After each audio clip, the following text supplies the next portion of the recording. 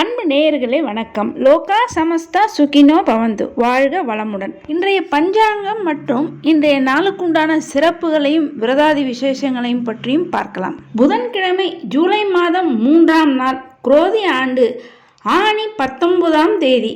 இன்றைய திதி தேய்பிறை துவாதசி திதியானது காலை 7:45 வரை. அதன் பின்பு திரையோதசி திதி, தேய்பிறை திரையோதசி திதி. இன்றைய நட்சத்திரம் ரோகிணி நட்சத்திரம். இன்றைய யோகம் சித்த யோகம். இன்று நாள் முழுவதும் சித்த யோகம். இன்றைய சந்திராஷ்டமம் துலாம் ராசிக்காரர்களுக்கு இன்றைய தினம் சந்திராஷ்டமம். இன்றைய ராகு காலம் நண்பகல் 12 மணி முதல் மதியம் 1:30 மணி வரை. யமகண்டம் காலை 7:30 மணி முதல் 9 மணி வரை. கூலிகை காலை 10:30 மணி முதல் நண்பகல் 12 மணி வரை.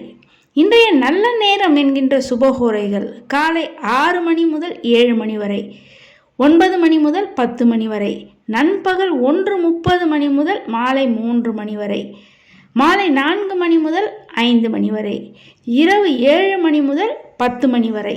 இன்றைய கிரக நிலவரம்: மேஷத்தில் செவ்வாய், ரிஷபத்தில் குரு சந்திரன், மிதுனத்தில் சூரியன் சுக்கிரன், கடகத்தில் புதன், கன்னியில் கேது, கும்பத்தில் சனி, மீனத்தில் ராகு. இனி இன்றைய நாளுக்குண்டான சிறப்புகளையும் விரதாதி விசேஷங்களையும் இன்றைய தினம் சொல்ல வேண்டிய மந்திரங்களை பற்றியும் பார்க்கலாம். இன்றைய தினம் மிக சிறப்பான நாள். பிரதோஷம் மற்றும் சுபமுகூர்த்த நாளாக இன்றைய நாள் அமைகிறது.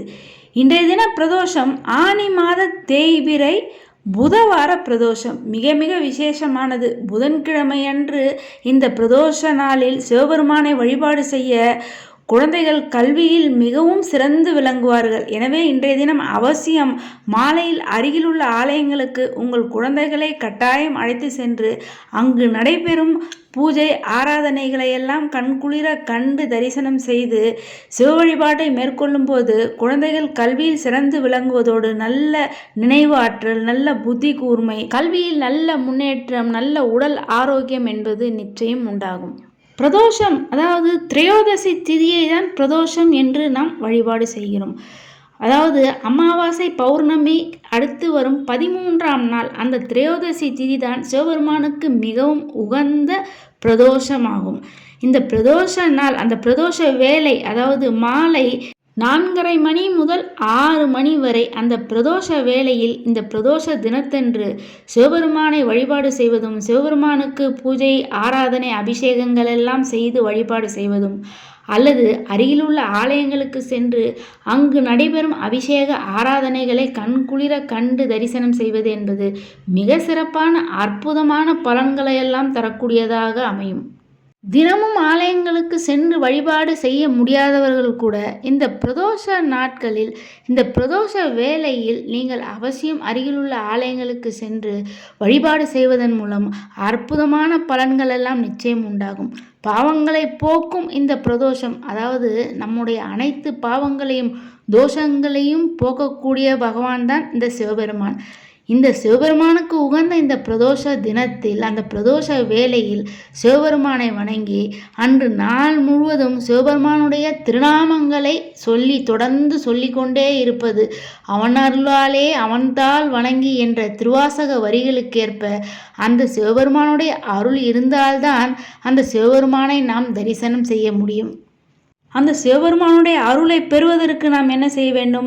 சிவநாமத்தை தொடர்ந்து உச்சரித்து கொண்டே இருக்க வேண்டும். உங்களுக்கு தெரிந்த சிவமந்திரங்கள், சிவகாயத்ரி மந்திரங்கள், ஸ்லோகங்கள், இதை தொடர்ந்து சொல்லலாம். சிவபுராணம், திருவாசகம் என்று உங்களுக்கு தெரிந்த சிவமந்திரங்களை சொல்லலாம். அல்லது குறைந்தபட்சம் நமசிவாயா என்ற அந்த பஞ்சாட்சர மந்திரத்தை தொடர்ந்து இடைவிடாமல் ஜபித்து கொண்டே இருப்பவர்களுக்கு நிச்சயம் சிவபெருமானுடைய பரிபூரண அருள் என்பது உண்டாகும்.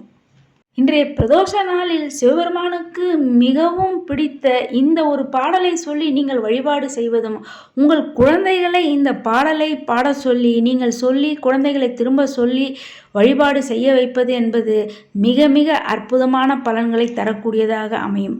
அந்த பாடலானது: மாசில் வீணையும் மாலை மதியமும் வீசு தென்றலும் வீங்கில வேனிலும் மூசு வண்டரை பொய்கையும் போன்றதே ஈசன் எந்தை இணையடி நிழலே. இந்த பாடலை சொல்லி இந்த பிரதோஷ தினத்தன்று சிவபெருமானை மனதார வழிபாடு செய்பவர்களுக்கு நிச்சயம் சிவபெருமானுடைய பரிபூர்ண அருளாசி என்பது உண்டாகும். புதவார பிரதோஷமான இன்றைய நாளில் சிவபெருமானை இந்த பிரதோஷ வேளையில் வழிபாடு செய்ய குழந்தைகள் கல்வியில் சிறந்து விளங்குவார்கள். செல்வம் பெருகும், நோய்கள் நீங்கும், கடன் விலகும், மனக்கவலைகள் அகலும்.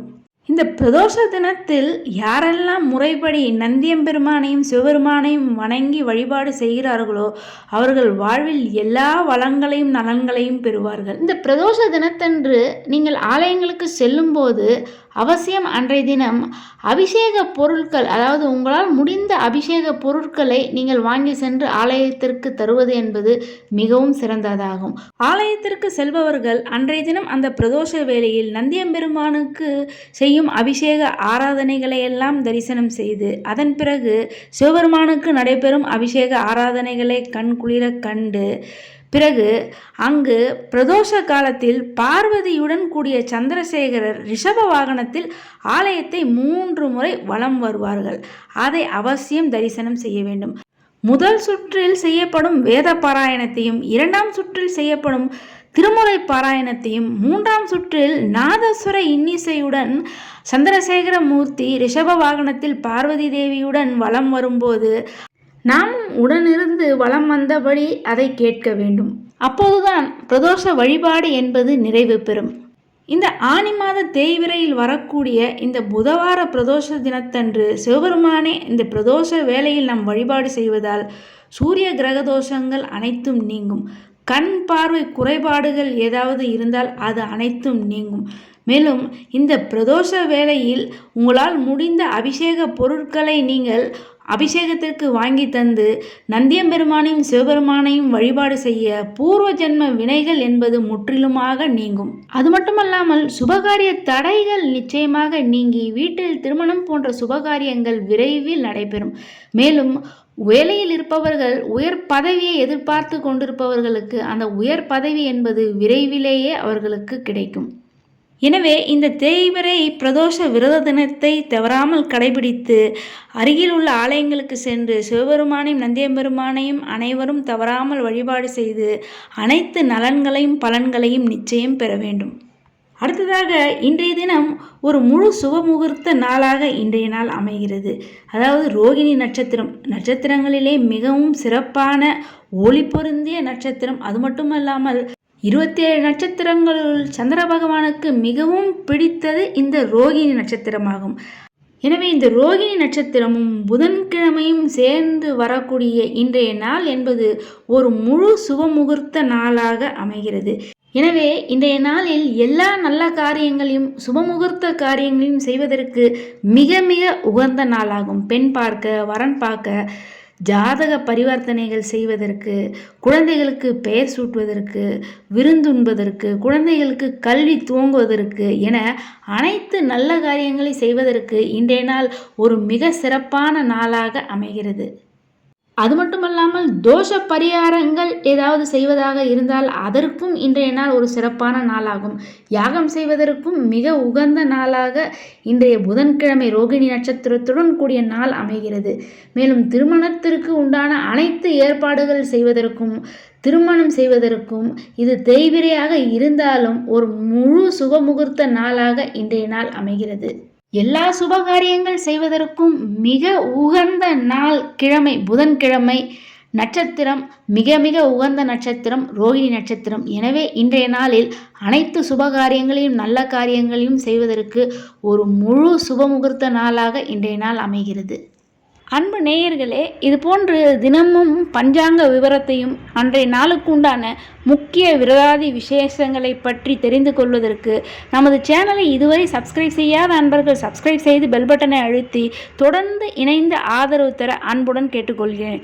மேலும் இந்த பதிவை மற்றவர்களும் கேட்டு பயனடையும் வகையில் அனைவருக்குமே இந்த பதிவினை ஷேர் செய்து தொடர்ந்து இணைந்திருக்க அன்புடன் கேட்டுக்கொள்கிறேன். நன்றி.